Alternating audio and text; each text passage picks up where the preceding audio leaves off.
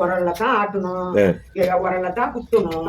இப்ப அந்த காலத்துல இப்படி செய்யும் போது கறி குழம்புல வந்து தேங்காய் கட் பண்ணி போட்டு தேங்காயா கொஞ்சம் இலச்சா கட் பண்ணி போட்டா ஒரு 2 கறியில வந்தா இவ்வளவு தேங்காயும் வரும். அது ஒரு டேஸ்ட், அது ஒரு டேஸ்ட். லேசா இருக்கும் அந்த தேங்காய். அது கொழுப்பு கறி மாதிரி எங்களுக்கு தோணும். நிறைய ஆளுக்கு ஒரு கரண்டி போட்டு உருண்டை வச்சு கட்டில போட்டு 6 பேர் உட்காந்து சாப்பிட்டோம்னா என்ன கலகலப்பா இருக்கும், என்னமா இருக்கும். இப்பதான் பெரிய வீடு, பெரிய வாசல், சொத்து சொகம் எல்லாம் இருக்குது. ஆனா மனசெல்லாம் நிம்மதி இல்ல, மனசுல நிம்மதி இல்ல. ஆனா எல்லாம் சண்டை போடுறதும் ஒரு அடிபடுறதும் எல்லாம் ஓடிய விரோதம் பண்ணிக்கிறதும் எல்லாம் பேச்சுவார்த்தை இல்லாத போறதும் இப்பதான் நடக்குது இந்த கலியுகத்துல. இந்த இப்பதான் நடக்குது. 2025 முடிஞ்சு 2026 குறைஞ்சிருச்சு. இப்ப இந்த கலியுகம் முத்திட்டு வருது. இதுதான் கலியுகம் முத்துதுன்னு அர்த்தம். நாங்கெல்லாம் கண்டுபிடிக்கிறோம். அப்பெல்லாம் எங்களுக்கு எல்லாம் படிப்பு இல்ல, எழுத்து இல்ல, எனக்கு தான் அப்ப அப்படி ஒத்துமை இருந்தது. ஆனா இப்ப எல்லாம் அடிபடுறாங்க, கேஸ் போடுறாங்க, என்னென்னமோ பண்றாங்க. என்னன்னு தெரியாது.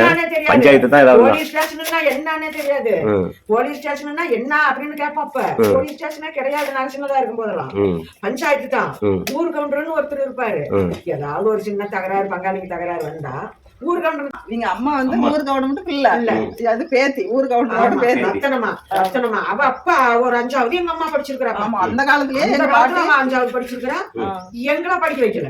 இவதான் எல்லாம் நிறைய நாங்க வரிசையா 6-7 பேர் பிறந்தவங்க.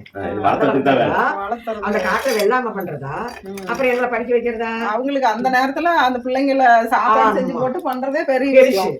அப்புறம் எங்களை படிக்க வைக்கிறது நான் படிக்கவே இல்ல. ஆனா கல்யாணம் பண்ணிட்டு வந்துட்டேன். என்ன புருஷன் படிச்ச கொடுத்தான்.